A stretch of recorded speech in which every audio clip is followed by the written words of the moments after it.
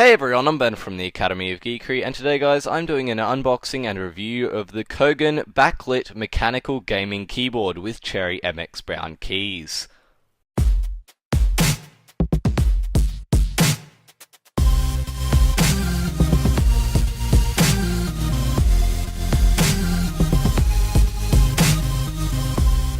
So as we can see here, it's got a pretty bland box, mostly white, so let's just pull the top off and have a look inside. Okay, so it's in like a plastic bag, so let's go and slide it out of that and take a look at it.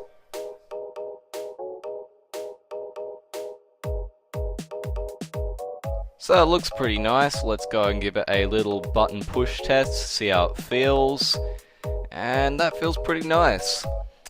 So one thing I did notice when I was unboxing it is there seems to actually be arrow keys on the WASD and WASD on the arrow keys, so that's an interesting thing to note. Also, with this little scroller up the top, it seems you can adjust both the sound volume and the brightness with the same scroller. Now the keys seem to be on a really comfortable slant, which is quite nice. I also quite like the fonts that have been used on it, they're quite nice as well. So on the back right of it here we can see that there is a speaker port as well as a microphone port and a USB port, which will be quite handy. So the keyboard has three cables. It has a USB cable, which I assume is power. It has a headphone cable, I guess if you want to use the headphone port that's on there. And there is also the microphone cable as well, if you want to be able to plug your microphone into it too.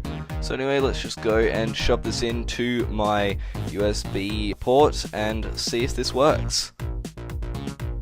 So now that we've got it plugged in, we can see that most of the keys light up a blue color, but the WASD and arrow keys actually light up a different color. They light up an orangey yellow color, which is quite nice and differentiates them from the other keys.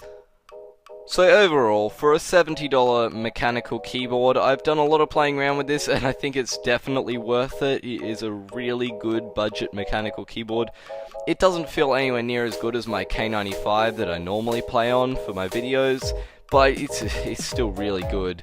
And yeah, I definitely recommend them.